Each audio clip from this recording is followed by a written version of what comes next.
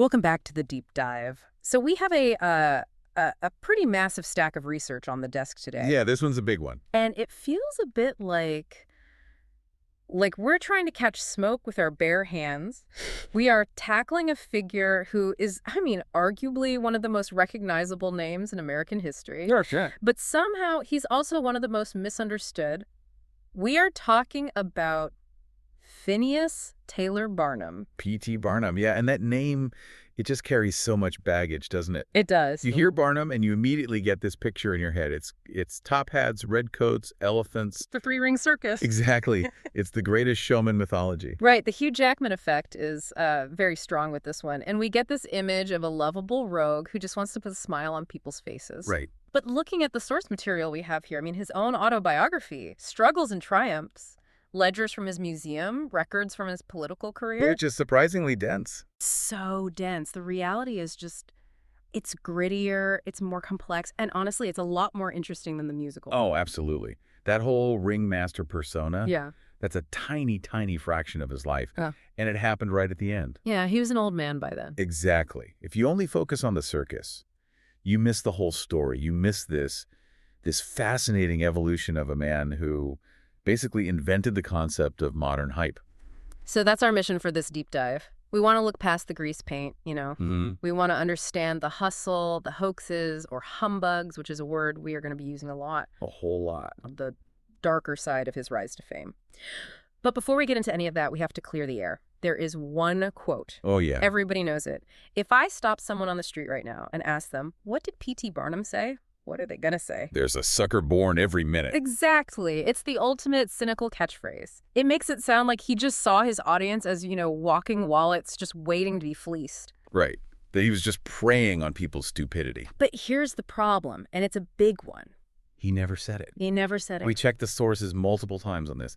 There is absolutely no evidence that he ever coined that phrase. It was probably attributed to him by a rival, and it stuck. It stuck because it fit the caricature. It fit the caricature perfectly. Yeah.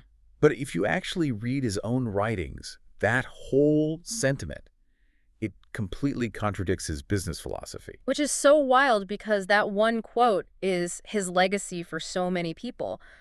But his actual philosophy, it was more nuanced. He wrote, and I'm quoting here, "I don't believe in duping the public, but I believe in first attracting and then pleasing them."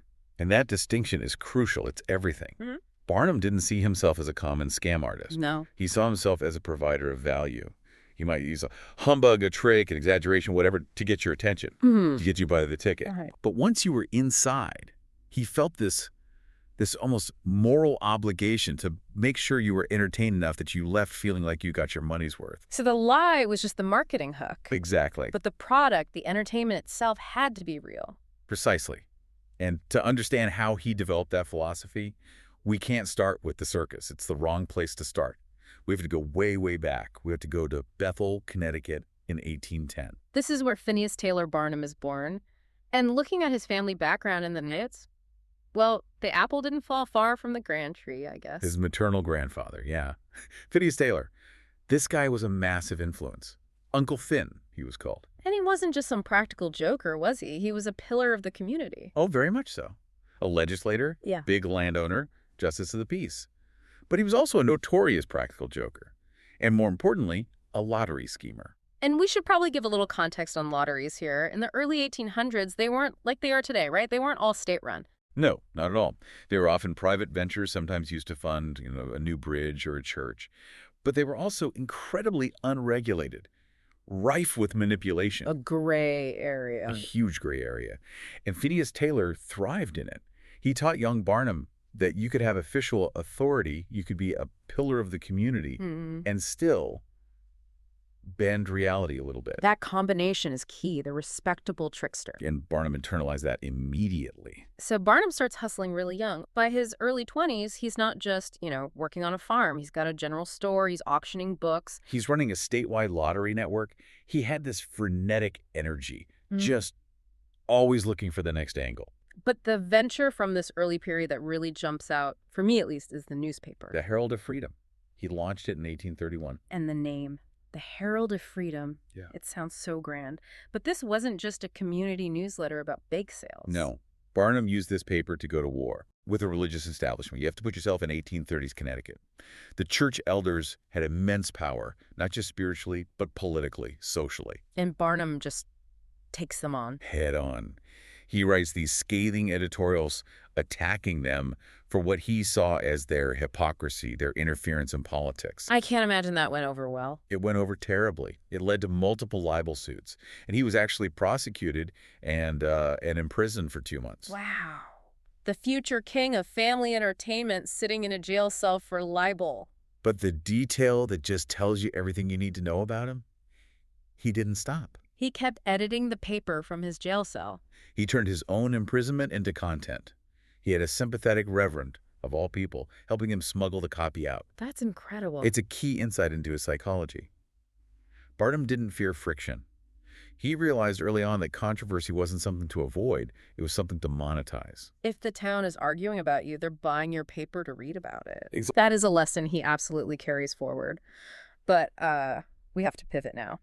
He moves to New York in 1835, and this is where the story gets dark. Yeah. I mean, I want to be clear for everyone listening that this isn't the fun part of the story. This is sort of the original sin of his career. It is. We're talking about Joice And Heth. it's genuinely disturbing to read about. So in 1835, Barnum gets the right to exhibit this woman, Joice Heth. An enslaved African-American woman. And she was blind, almost completely paralyzed. It's just awful. And the hook, the story that Barnum was selling, Was that she was 161 years old. 161. And that she had been the nursemaid to George Washington. He claimed she was the first person to ever dress the founding father. So let's just break down the mechanics of this because it's so revealing. Slavery was technically outlawed in New York by then, so how could he buy her? He found a loophole in the law, a nasty one. Yeah. He couldn't buy her outright, so he leased her services for 1 year for $1,000. $1,000 he didn't have. Not even close. The sources say he had to borrow $500 just to make the down payment. He went into debt to acquire a human being as a business asset. And he treated her like one. She was working 10 to 12 hours a day, right? Just on display. Yeah, telling stories about little George and singing hymns for paying customers. It was grueling, grueling work for a woman who was clearly elderly and extremely frail. And she died the following year, in February of 1836. And for most people, that would be the end of the exploitation. But for Barnum, it was just another opportunity. This is the part that really made me just stop. He hosted a live autopsy. He did, in a New York saloon. Mm-hmm. And he charged spectators 50 cents a head to watch a surgeon dissect her body. Why? What was the justification? The stated goal was to prove her age scientifically, to settle the debate that he himself had started. That is just... It's grim. It completely strips away any of the fun, lovable showman gloss, doesn't it? It does. This wasn't just showmanship. This was a willingness to commodify absolutely anything, even a person's death. And the punchline, if you can call it that, is that the autopsy revealed she was likely around 80 years old, not 161. The whole thing was a fabrication. But this moment, it establishes the foundation for his entire career. It does. He learned that the public's curiosity was this incredibly powerful force, and that they would pay to have that curiosity satisfied, no matter what the morality of it was. So moving on from that very dark beginning, we get into the era where Barnum really becomes the Prince of Humbugs. Right. And for that, he needs a venue, he needs a headquarters. Enter Scudder's American Museum. He buys this place in 1841. It's right on Broadway and Ann Street in Manhattan, a prime location. And he doesn't just want a museum, he wants a landmark. And the way he transformed this building is just a masterclass in marketing, in physical marketing. He understood that in a city like New York, you have to scream to be heard. So he puts a massive lighthouse lamp on the roof of the building. Hmm. And you have to remember, this is before widespread electric lighting. So if you're walking down Broadway at night, this massive beam of light is just, you can't ignore it. It's stopping traffic. Literally. And he puts these giant, colorful paintings of exotic animals all over the outside of the building, flags on the roof. And he hired a band to play on the balcony, right? But the notes say he gave them some very specific instructions. This is one of my all-time favorite Barnum stories. He hired a band and specifically instructed them to play badly. Why on earth would he do that? His reasoning was that if the music was terrible and loud, people walking on the street below would be driven to buy a ticket and go inside the museum just to get away from the awful noise. That is diabolical. It's aggressive, weaponized annoyance. But it worked. And once you were inside, you were in the kingdom of humbug. What kind of stuff did he have? He had America's first aquarium. He had wax figures. He had the famous Siamese twins, Chang and Eng. But the real crown jewel of this period, the thing that defines his entire method, was the Fiji mermaid. Ah, the Fiji mermaid, 1842. I think a lot of people have heard of this, but the actual operation behind it is what's so fascinating. It wasn't just, hey, look at this weird fake thing. No, it was a coordinated media campaign, a full-on blitz. But what was the object itself? The object was hideous. It was the upper torso of a juvenile monkey that had been sewn onto the tail of a large fish. Charming. It was probably made by Japanese fishermen as some kind of talisman. Barnum leased it from a guy in Boston. But he knew just putting it in a glass case wouldn't sell tickets. He needed a story. He needed hype. So he invents a character. Dr. Griffin. Barnum hires an accomplice to pose as this Dr. Griffin for the Lyceum of Natural History in London, which, by the way, was a place that did not exist. Of course not. He has this guy check into a fancy hotel and start discreetly showing the mermaid to influential friends. Then Barnum starts planting stories in the newspapers. He sends anonymous letters to editors, Claiming that this amazing scientific discovery is in town and the museum is trying to get it. He manufactured the credibility. He used the press to validate the hoax before the public even laid eyes on it. He created a debate. Is it real? Is it fake? The scientists are arguing. So by the time he finally puts it on display at the museum, people aren't paying to see a mermaid. They're paying to see what everyone is talking about. They just want to be part of the cultural conversation. That sounds incredibly modern. It's basically viral marketing 1840s style. It's the exact same principle. Yeah. It doesn't matter if the content is real. It only matters that it's trending. And his justification was that, okay, maybe you realize the mermaid is just a stitched-up monkey. But you also saw 1,000 other real curiosities in the museum, so you still got your money's worth. The humbug was just the advertisement. So while he's doing this with objects, he's also still exhibiting people. And this brings us to probably his most famous partnership, Charles Stratton. better known as General Tom Thumb. And this relationship is a really big turning point for Barnum. It changes his social standing. So Charles Stratton was a 4-year-old boy from Connecticut who had stopped growing. Barnum finds him, brings him to New York, And bills him as an 11-year-old. which, again, by our standards today, feels incredibly exploitative. He's teaching a toddler to drink wine and smoke cigars and imitate Napoleon for an audience. Oh, it was exploitative, no question. But unlike the Joice Heth story, this did become a genuine partnership. Stratton was a gifted performer, and he and Barnum became very close. And in 1844, Barnum decides to take this act to Europe. This is a huge moment. This is when Barnum decides he's done being just a hustler. He wants Legitimacy. He wants to be respectable. And he aims for the very, very top. He wants an audience with Queen Victoria. Which was an incredibly audacious goal. I mean, the British aristocracy generally looked down on American showmen like him as, crude and uncouth. And he gets it. He gets it. Stratton completely charmed everyone, and they managed to secure an audience at Buckingham Palace. I was reading the account of this meeting in the notes, and the Queen's reaction is so telling. It says she was amused but saddened.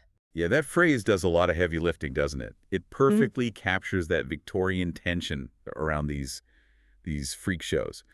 There was this intense curiosity, but also this sense of pity, a recognition of Stratton's fundamental humanity. But for Barnum, he didn't care about the pity. He cared about the headline. General Tom Thumb entertains the Queen.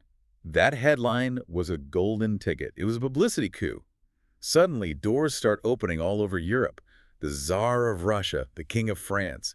It legitimized Barnum in a way nothing else could. He wasn't just the guy with the monkey fish anymore. He was the man who had been invited into the royal drawing rooms of Europe. And he comes back to America, a star. By 1846, the American Museum is pulling in 400,000 visitors a year. Which is a massive percentage of the population at the time. He's rich, he's famous, but he still has this chip on his shoulder. He does. Because he knows the elites, the high society types, still see him as a purveyor of low entertainment, of curiosities and freaks. He wants to be seen as a patron of the arts. And that insecurity leads him to the single biggest financial gamble of his entire life. The Jenny Lind Tour. This is a pivot that makes absolutely no sense on paper.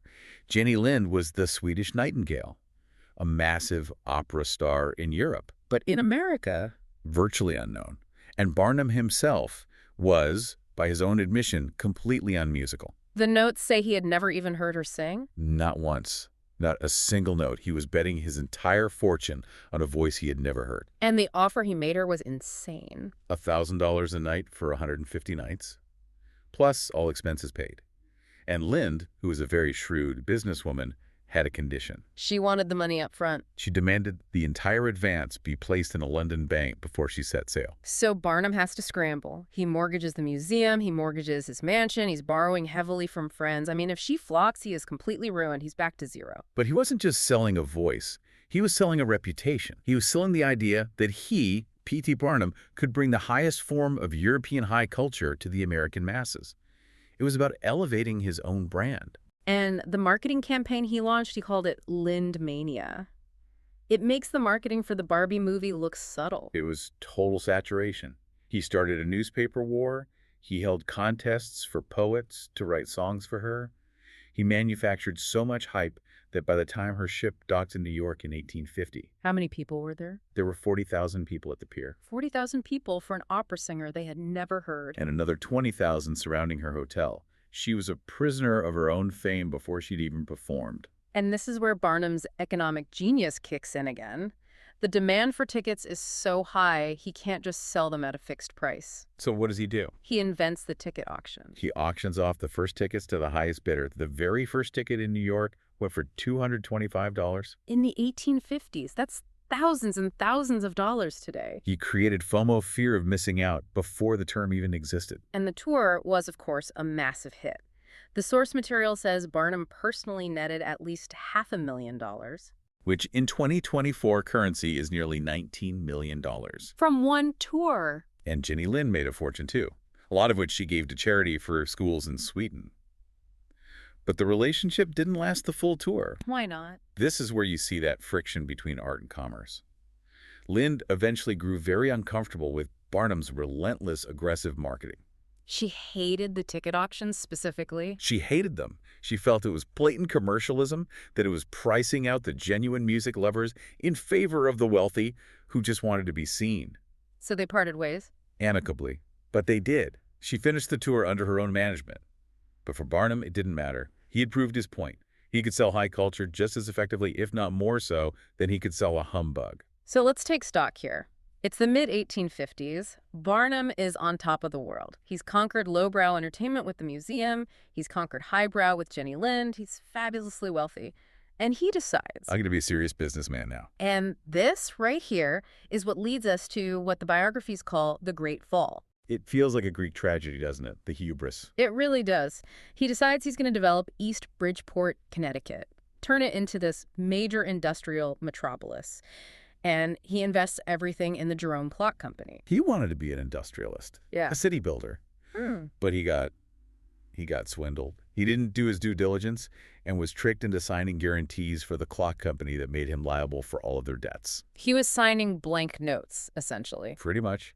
And in 1856, the company went bust. And it took Barnum's entire fortune down with it. He went from being one of the richest men in America to being millions of dollars in debt. He lost almost everything. And the public reaction, it wasn't exactly a flood of sympathy cards, was it? No. The vultures came out.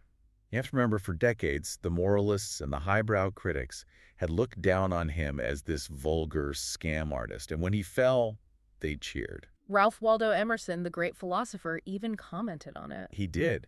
He said Barnum's bankruptcy showed the gods visible again. Ouch. That is a devastating burn. It's a slap in the face. Emerson valued truth, authenticity, nature. Barnum represented artifice and commerce. So for Emerson, Barnum's failure wasn't just a business failing. It was the universe correcting a moral mistake. It was justice. Getting publicly dunked on by Ralph Waldo Emerson has to sting. But this is where Barnum really earns his reputation for resilience, right? He doesn't just hide. No, he goes on a lecture tour. And the topic of the lecture, The art of money getting. the bankrupt guy, is lecturing people on how to make money. I mean, you just have to admire the sheer audacity of it. And people came to see him. They loved him for it. And he also pivoted hard into the temperance movement. He became a teetotaler and a very famous speaker against the evils of alcohol. And Tom Thumb helped him out, too. In a really touching moment of loyalty, yeah. Tom Thumb was a grown man by then, independently wealthy, and he went on tour specifically to help Barnum pay off his debts and get back on his feet. And this period of ruin and rebuilding, it also coincides with this huge shift in his politics. And this is the part of the Barnum story that really surprised me. The side of him most people have no idea about. His political career. We think of him as a showman, but he was a serious politician. He was. And his evolution on the issue of slavery is fascinating because it kind of mirrors the evolution of the northern United States at the time. Early in his life as a Democrat, he was what they called a northern man with southern principles. He even admitted to owning slaves, didn't he? He did. During a period living in the South when he was younger, he owned slaves, and he wrote in his autobiography about whipping them. He was fully complicit in the system. But by the 1850s, as the country is tearing itself apart over this issue, he has a change of heart. The huge one. He switches to the newly formed Republican Party, the anti-slavery party of Lincoln. And he didn't just switch quietly. He became a very vocal advocate for abolition. He really did. When he was serving in the Connecticut legislature in 1865, right at the end of the Civil War, they were debating the ratification of the 13th Amendment. And Barnum gave this speech it's really quite powerful. I have the quote here. I want to read it because it's such a complete pivot from the man who exploited Joice Heth. He said, "A human soul that God has created and Christ died for is not to be trifled with. It may tenant the body of a Chinaman, a Turk, an Arab, or a Hottentot. It is still an immortal spirit." I mean, that is a massive distance to have traveled philosophically and morally. He's arguing for the fundamental equality of the human soul, regardless of race or origin. It suggests genuine growth. But, and there is always a but with Barnum, There's always a but. we can't paint him as some progressive saint, because while he was fighting for that, he was also trying to police private morality. This is the contradiction that is so hard to square. Later, when he becomes the mayor of Bridgeport in 1875, he runs as a moral crusader. He cracks down on liquor sales, on prostitution. And most significantly for American legal history, he sponsored a piece of legislation in Connecticut that prohibited the use of any form of contraception. And that wasn't just some minor law that got forgotten about, was it? No, that law, which became known as the Barnum Law, it stayed on the books in Connecticut until 1965. 1965. It was the subject of the landmark Supreme Court case, Griswold versus Connecticut, which established the right to privacy for married couples. So Barnum's legislative legacy directly affected privacy rights in America for almost a century. It is such a strange duality. A man who expands the world with his shows and fights for abolition. But on the other hand, tries to restrict the most private aspects of people's lives. He was a progressive on race eventually, but a Puritan on behavior. And during this same political era, he faces even more disaster. His beloved American Museum burns to the ground. Twice. Once in 1865 and then again in 1868. And the 1865 fire is particularly interesting because it was almost certainly arson. Started by a Confederate sympathizer. Exactly. Barnum's very public, very vocal Unionist views and his support for Lincoln made him a target. So, okay. The museum is gone. He's been bankrupt. He's been a politician. He is now pushing 60 years old. Most people at this point would call it a day. They'd retire to the porch. But not Barnum. Barnum decides to start a circus. And this is where the legend that we all think we know finally begins. It's almost a postscript to his main career, but it's the thing that became his defining act. So in 1870, he launches his traveling show, and then in 1881, he partners with James Bailey. To form Barnum and Bailey. The greatest show on earth. And that wasn't just a slogan. They completely revolutionized the industry. Before Barnum, circuses were these small horse and wagon affairs. They were slow, they were local. Barnum put the circus on a train. He developed the whole system, the flat car system for efficiently loading and unloading these massive tents, all the animals, all the equipment.